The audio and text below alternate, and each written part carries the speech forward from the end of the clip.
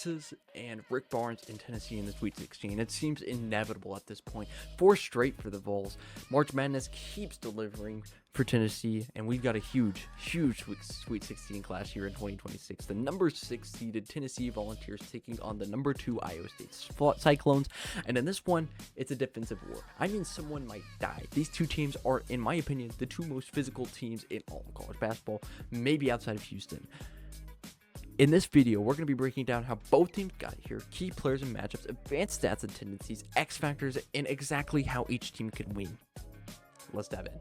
Hello everybody and welcome to Random SEC. If you aren't subscribed, please consider doing so. You can unsubscribe whenever you want if you don't like my content, but please consider doing so and like and comment as well. It would really help me out a lot, and we're doing great on all social medias, but YouTube, we really need your help. Back to the video. How they got here? Well, Tennessee's path, a little unconventional. A Tennessee team, not your classic Rick Barnes Tennessee team. It's been a struggle, up and down season, but they've kind of been peaking here at the right time, been playing well in March Madness. Tennessee enters as a 6th seed out of the SEC. They've quietly been one of the most consistent programs in March. 8 straight NCAA tournament appearances, like I said, back-to-back Elite 8 runs before this year. Now their 4th straight Sweet 16 appearance. But here's the thing. This wasn't a perfect season, like I said. Finished 23-11 overall, lost 4 of their last 6 before the tournament. Yet in March, they flipped the switch, right? They have had some momentum. This is what Rick Barnes teams do: defend, rebound, and grind it down. Let's look at Iowa State. Iowa State comes in as a 2 seed and one of the most dangerous defensive teams in the country, projected as a top-tier defensive unit, top 5 level, built on physicality, pressure, and forcing turnovers under head coach T.J. Alserberger. And they've handled business so far. This is a team that doesn't beat itself, forces mistakes, turns defense into offense. They're not flashy, but they are tough. Tennessee's identity under Rick Barnes, I've said it once, I'll say it again: physical, defensive-minded, half-court extension. Key numbers include 79.4 points per game, 69 points allowed. That's pretty good. They're not elite offensively, but they have some players that can cause some sparks. I'm thinking of Jacoby Gillespie. I'm thinking of Nate Mint. The defensively, though, they'll make your life miserable. So will Iowa State. And looking at their identity, copy and paste, right? Forces turnovers at a high rate, pressure ball handlers, turns games into rocks fight. This is not a high-scoring game type matchup. Physical possessions, half-court battles, every point matters in this game. Tennessee players to watch: Nate Mint, he's done it all year. Been a little inconsistent, but he's definitely found his way here recently. 17.5 points per game, 6.6 rebounds per game. He is an elite scorer, go-to guy, must show up offensively. The freshman Nate Mint, he's been great, but in this game especially, he's going to have to show up offensively and defensively, as he is one of Tennessee's big men, and Iowa State has some guys that you definitely will have to stay on defensively. Jacoby Gillespie, key guard addition in the portal. Rick Barnes always gets one of his guys in the portal. It's inevitable. Creates offense and pushes tempo. Tennessee's front court, physical rebounders, crash the offensive glass, go hard. That's really the key for them in this game, and I'll get to that later. Iowa State players to watch: Joshua Jefferson. Now, he missed last game against Kentucky with a leg injury, and I don't know if it's fully been said if he will play or not, but assuming that he does, he is their star forward, defensive anchor, two-way impact player, and honestly their best player. Backcourt pressure unit, forces turnovers, rhythm, depth. Iowa State rotates bodies consistently, wears teams down. We saw it against Kentucky, guys. At a lot of this point, Kentucky versus Iowa State, really close game, really 2 evenly matched teams, but at one point, snap, turnovers, and Kentucky was out of that, man. Kentucky, like, it went from a 1-point game to a 20-point game in like 2 seconds. It was wild, dude. Tennessee offense versus Iowa State defense. This is the game. Tennessee offense equals solid, not elite. Iowa State's defense is elite.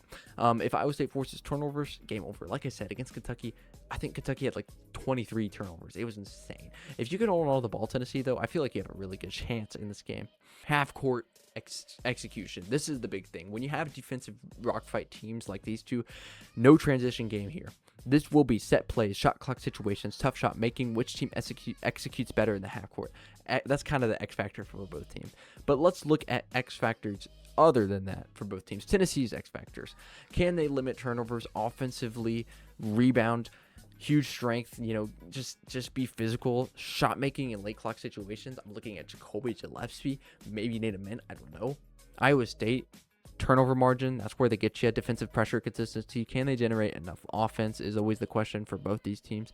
Storylines, though. We love storylines here at Random SEC. That's kind of the fun. That's the banter. That's the beauty of it.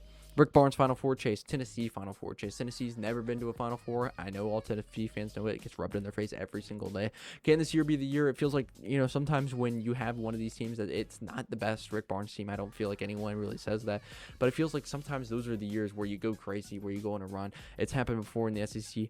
I could see it happening for Tennessee. Defense versus defense is the big storyline here. Like I said, someone might die in this game. Blood will be shed. It's going to be a absolute physical, rock fight in this game. This could be one of the lowest scoring Sweet 16 games, maybe one of the lowest scoring games in all of March Madness. Tennessee's consistency in March is also a factor in this game. Iowa State, not that they've been a choker in March, but they really haven't made it too far yet. And that is something that is definitely telling for each team. TJ Alterberger, he just doesn't have all the scenarios in his head for these types of games as Rick Barnes does. And I think that is pretty pivotal. Iowa State's identity is one of the most feared defensive teams in the country. I've said that before. And I think the real thing for this game is who breaks first, because someone will struggle to score, and I think both teams will struggle to score.